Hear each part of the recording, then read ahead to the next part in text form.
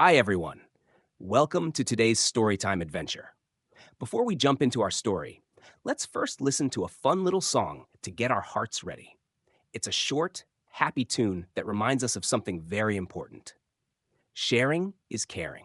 Clap, clap, clap, clap, clap, clap, clap, clap, clap, clap. Clap your hands. Hey! Jump, jump, jump, jump around, down. Spin, spin, spin in a circle. Everybody sing this sound. Sharing is caring, sharing is caring. You get a little, I get a little. Sharing is caring, sharing is caring. Pass it around, pass it around. Hey! Got one cookie, I break it in two. Half for me and half for you. Big bright smiles on both our faces. Hugs and giggles in our places. Sharing is caring, sharing is caring. You get a little, I get a little. Sharing is caring, sharing is caring. Pass it around, pass it around. Hey! I say share it, you say yeah. Share it, yeah. Share it, yeah. I say caring, you say yeah. Caring, yeah. Caring. Yeah. Sharing is caring, sharing is caring. You get a little, I get a little. sharing is caring, sharing is caring. Pass it around, pass it around. Hey! The small lunch that changed everything, inspired by John 6:1-14. The sun rose gently over the rolling hills near the Great Lake, spreading golden light across the grass like a warm blanket. Birds fluttered between olive trees, and the water shimmered as if it were smiling. It was going to be a special day. Long before the sun reached the middle of the sky, people were already walking toward the hillside. Some came alone. Others came in families. Some were young and quick-footed, while others leaned on walking sticks and moved slowly but surely. They all came for the same reason. They had heard about Jesus. They had heard how he spoke words that healed hearts, how he touched the sick and made them well, how he welcomed children and spoke to them as if they mattered just as much as anyone else. And so the crowd grew. Thousands of people filled the wide open space by the lake. They sat on rocks, on blankets, and directly on the grass. Children chased one another, laughter floating through the air. Parents smiled, though their eyes stayed watchful. Elders settled in quietly, ready to listen. Among the children was a boy named Micah. Micah was not famous. He was not especially strong or loud or brave. He was simply a boy with curious eyes and a gentle heart. That morning, before leaving home, his mother had knelt in front of him and carefully tied a cloth bundle. Inside, she said, are 5 barley loaves and 2 dried fish. It's not much, but it will keep you through the day. Micah nodded. Then his mother placed her hands on his shoulders and looked him in the eyes. Remember, she said softly, what we have is meant to be shared. Micah didn't fully understand what she meant, but he remembered her words. As the day went on, Jesus sat on the hillside with his disciples nearby.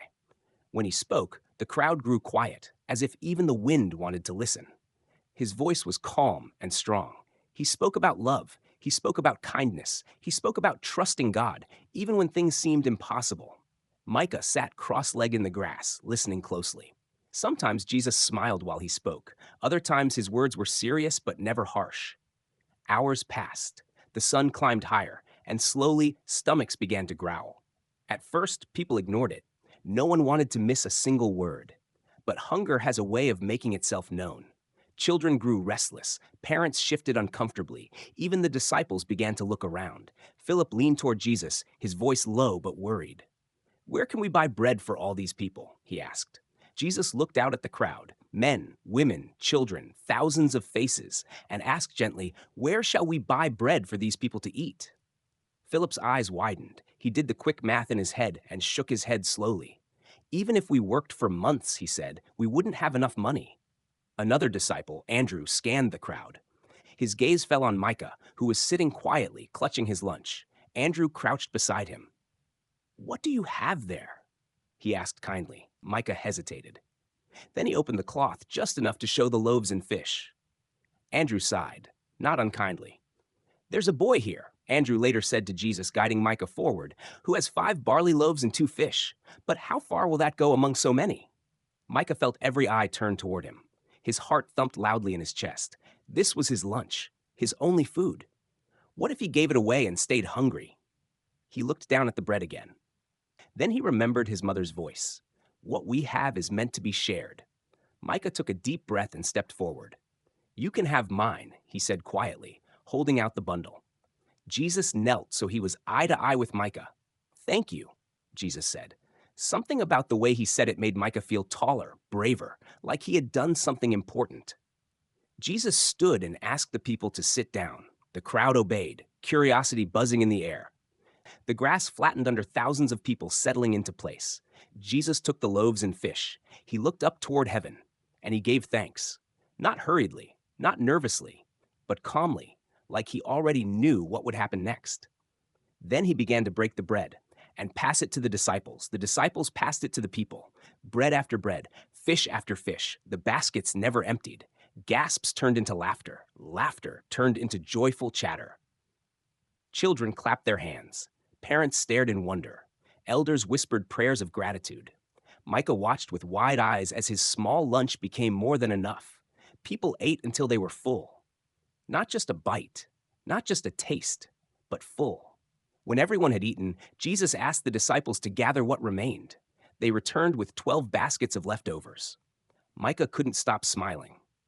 As the crowd slowly drifted away, people spoke excitedly to one another. Did you see that? I've never witnessed anything like it.